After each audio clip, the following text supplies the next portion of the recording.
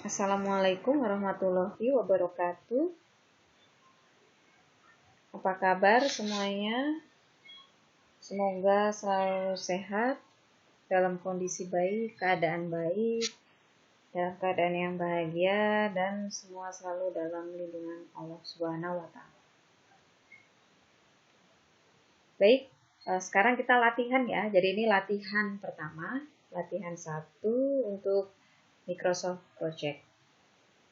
Kali ini kita akan membuat penjadwalan sederhana. Jadi kita punya proyek pembangunan rumah 2 lantai. Nah, sekarang kita beri nama dulu file ini ya. Caranya seperti Microsoft Office pada umumnya. Di save ya, bisa file save ya. Atau bisa dengan Ctrl S. Lalu kita beri nama pembangunan rumah 2 lantai. Ya. Latihan 1.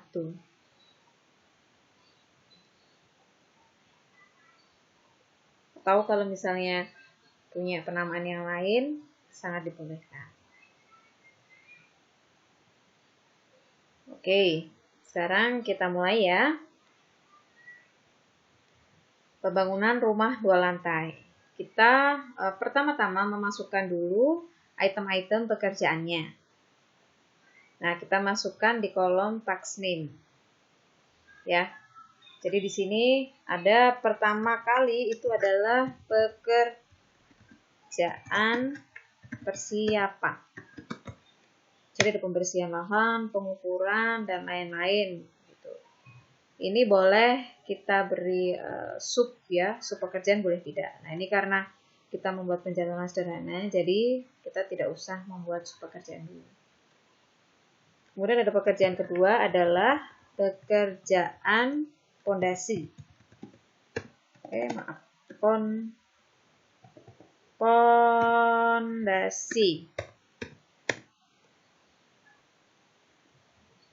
Setelah pekerjaan pondasi, lalu pekerjaan struktur. Kemudian pekerjaan dinding. Kemudian pekerjaan atap. Pekerjaan kusen. Pekerjaan mechanical and electrical, pekerjaan sanitasi, pekerjaan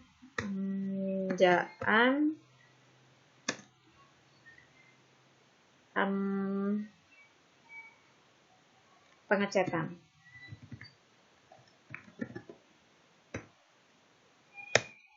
Kemudian pekerjaan keramik.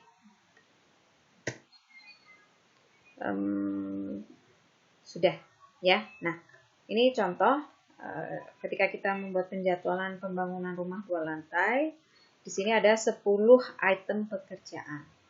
Kalau kalian perhatikan ketika kalian menulis apapun di sheet ini, maka di kolom paling kiri yang warnanya abu-abu, di sini terisi nomor. Jadi nomor ini adalah identitas, ID dari pekerjaan tersebut. Jadi contoh misalnya di sini saya tulis titik begitu ya. Nah, di sini titik itu punya ID 12.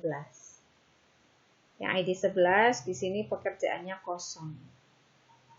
Jadi kalian menulis apapun di sheet ini, nanti MS Project akan memberikan ID. Nah, bagaimana kalau ternyata ketika menulis kalian ada yang kelebihan atau kalian kurang? Ini sama seperti Microsoft Excel. Di sini ada menu klik kanan ya, klik kanan di area yang warna abu-abu. Di sini ada insert task dan delete task. Saya delete. Yang nomor 11 juga saya delete. Kalau ternyata ada pekerjaan yang kalian lupa, begitu ada yang terlewat, maka kalian bisa menyelipkan pekerjaan itu menggunakan menu Insert Task. Baik, contoh ya. Contoh. Sini ya. Setelah pekerjaan persiapan,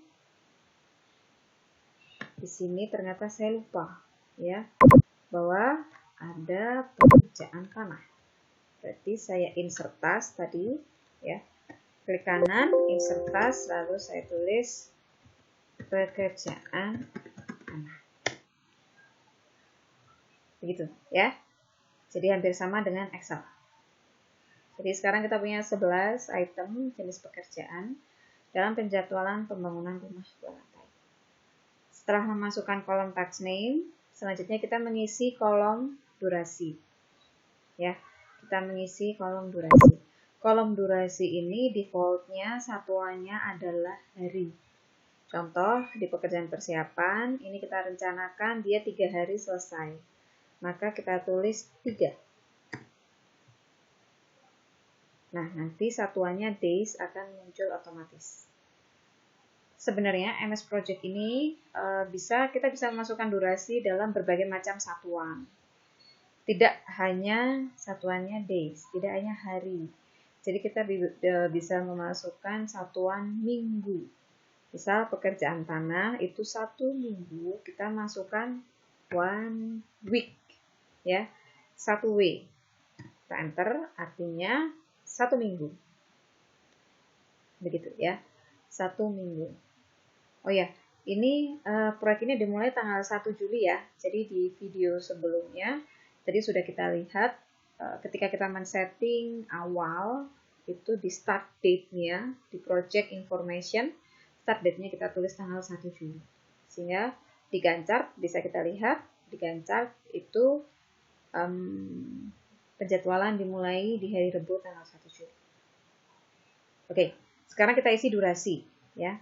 Jadi durasi itu ada satuannya day ya, day, dan cukup tulis huruf D saja, itu artinya satuannya adalah day. Kalau kita tulis huruf W berarti satuannya jadi week. Lalu ketika kita tulis M berarti satuannya jadi month. Nah, defaultnya adalah day. Bisa nggak sih dirubah gitu ya? Defaultnya itu sangat bisa. Kita masukkan ke file, option ya. Jadi ada schedule. Kalau kita lihat, durasi is enter in. Nah, ini kita rubah jadi week ya. Ketika kita oke, maka di sini sekarang kalau kita memasukkan hanya angka saja 1 gitu ya, otomatis satuannya adalah week. Nah, sekarang kita pakai satuan week ya. Karena di proyek itu kalau membuat kurva S itu satuannya adalah minggu. Baik. Sekarang untuk pekerjaan struktur, kita buat jadwalnya adalah 3 minggu, dinding 2 minggu, atap 1 minggu, kusen 2 minggu. Maaf. 2 minggu, mechanical electrical 1 minggu, sanitasi 1 minggu, pengecatan 2 minggu, keramik 2 minggu. Nah, silakan diinput. Silahkan diinput ya. Sekarang kita rubah satuannya menjadi week gitu supaya menyesuaikan dengan penjadwalan apabila nanti kita convert ke kurva S. Begitu. Oke, baik. Nah, start dan finish ini dia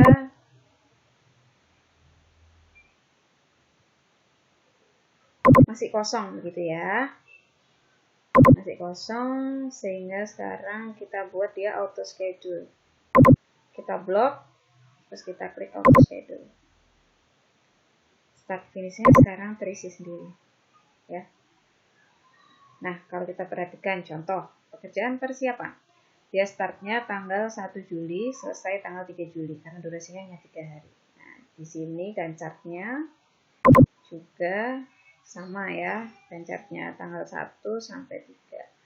Lalu pekerjaan tanah 1 minggu dimulai tanggal 1 juga sampai tanggal 7. Kenapa semuanya di sini startnya tanggal 1? Karena tadi kita setting proyek ini mulainya tanggal 1 dan kita belum memasukkan informasi pekerjaan mana yang dikerjakan lebih dulu begitu ya. Lalu berikutnya apa, sehingga di sini terbaca oleh MS Project bahwa semua pekerjaan ini dimulainya ya tanggal 1 Juli. Sehingga Gantt-chartnya masih seperti ini. Lalu bagaimana memberikan hubungan antar pekerjaan? Kita memasukkannya di kolom predecessor. Nah, sudah dijelaskan di video sebelumnya. Kolom predecessor ini fungsinya sebagai informasi pekerjaan apa sih yang dilakukan, yang diselesaikan sebelumnya. Ya. Contoh, kalau kita mau memulai pekerjaan tanah, berarti pekerjaan persiapan harus kita selesaikan dulu. Artinya, pekerjaan yang dilakukan sebelum pekerjaan tanah adalah pekerjaan persiapan. Jadi, predecessor ini saya tulis dengan angka 1. Ya. Ketika kita tulis dengan angka 1, Gantt-chart di sini berubah. Di sini setelah pekerjaan persiapan, ya, di diagram batangnya itu maka dilanjut dengan pekerjaan tanah. Ya, ada apa ini namanya panahnya gitu ya. Ada panahnya. Nah, itulah fungsi predecessor. Kalau kalian masih bingung 1 itu artinya apa? 1 itu adalah ID yang dituliskan di kolom warna abu-abu ini. Berarti 1 ini refers to pekerjaan persiapan. Ya, 1 ini artinya pekerjaan persiapan. Nah, predecessor itu punya 4 hubungan pekerjaan. Ada 4 hubungan pekerjaan di dalam predecessor. Hubungan pekerjaan yang pertama adalah finish to start. Ya, artinya pekerjaan ini bisa start setelah pekerjaan sebelumnya finish. Kalau kita baca di sini, pekerjaan tanah boleh start setelah pekerjaan 1 itu finish. Setelah pekerjaan persiapan itu finish. Berarti hubungannya adalah finish to start. Hubungan pekerjaan kedua itu adalah start to start. Artinya pekerjaan itu startnya bersamaan dengan pekerjaan predecessornya. Hubungan pekerjaan ketiga adalah finish to finish. Artinya pekerjaan itu finishnya bersamaan dengan pekerjaan di predecessor, pekerjaan sebelumnya. Dan hubungan pekerjaan keempat adalah start to finish. Artinya pekerjaan itu finish saat pekerjaan predecessornya itu start. Nah, ini memang terkadang agak membingungkan gitu ya. Kita simpan dulu aja, kita catat dulu, nanti sembari kita latihan, kita cari celahnya. Oke, baik. Nah, di predecessor ini, kalau kita mengacu ke hubungan predecessor pertama, finish to start, ya, itu nanti di sini akan muncul hanya angkanya.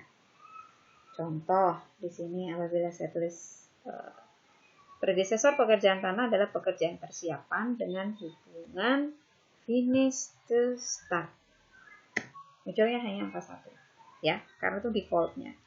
Tapi kalau saya buat hubungannya ya dengan predecessor adalah start to start, maka SS ini muncul. Dan bagannya berubah. Ya. Bagannya berubah. Di sini kita lihat hubungannya adalah start to start. Kalau tadi bagannya seperti ini jadi finish to start. Ya, sudah paham bedanya ya. Nah, sekarang karena ini menjadwalkannya masih sangat sederhana, kita anggap bahwa pekerjaan 1 ketika selesai dilanjut dengan pekerjaan 2, lalu dilanjut dengan pekerjaan 3, dan seterusnya sampai ke pekerjaan 11. Gitu. Jadi predecessornya nanti saling urut gitu. Nah, kalau seperti itu, kita bisa blok, terus kita bisa klik link task. Yang ini ya, yang gambarnya kayak gini. Nah, begitu kita klik link task, maka dia otomatis predecessornya mengisi. Jadi saling urut. setelah 1 tuh 2 gitu ya, lalu 3, lalu 4, lalu 5 dan seterusnya. Nah, di sini catnya juga langsung keluar seperti ini. Ya. Lalu network planning-nya juga langsung keluar seperti ini. Ini kalau saya zoom out ya, bisa di zoom out, bisa di zoom in. Network diagram di sini adalah modelnya PERT. Dan semua pekerjaan di sini ditulisnya di dalam kotak ya. Karena network diagram itu ada berbagai macam. Oke, kita kembali ke Gantt. Nah, sampai di titik ini kita sudah melakukan penjadwalan dengan Microsoft Project. Jadi hanya seperti ini. Hanya seperti ini saja.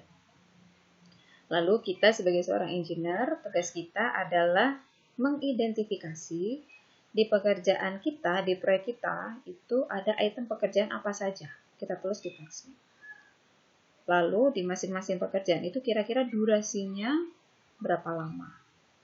Ya, itu tugas kita sebagai seorang engineer.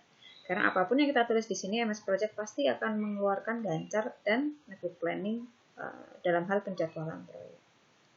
Baik, terkait durasi proyek, kalau ada yang bertanya, Bu, yang benar pondasi itu 1 minggu atau 2 minggu?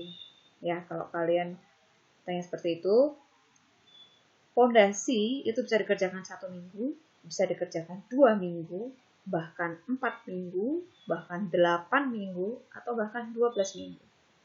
Karena apa? Karena pekerjaan pondasi itu volumenya bermacam-macam.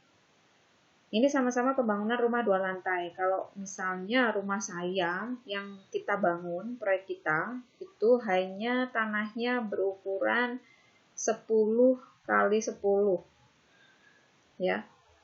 Lalu ada proyek kedua, sama-sama bangun rumah 2 lantai. Itu luas tanah yang kita kerjakan adalah 10 dikali 20. Maka logikanya di pekerjaan pondasi itu di proyek kedua durasinya akan lebih lama. Begitu, ya. Nah, durasi itu seperti itu. Yang mempengaruhi durasi selain volume pekerjaan adalah sumber daya yang kita punya. Contoh, di pekerjaan proyek pertama itu yang mengerjakan pondasi saya punya 10 tukang. Dan di proyek kedua tadi saya punya 5 tukang. Maka bisa jadi durasi yang dibutuhkan itu nantinya sama. Karena di proyek pertama sumber daya saya lebih banyak.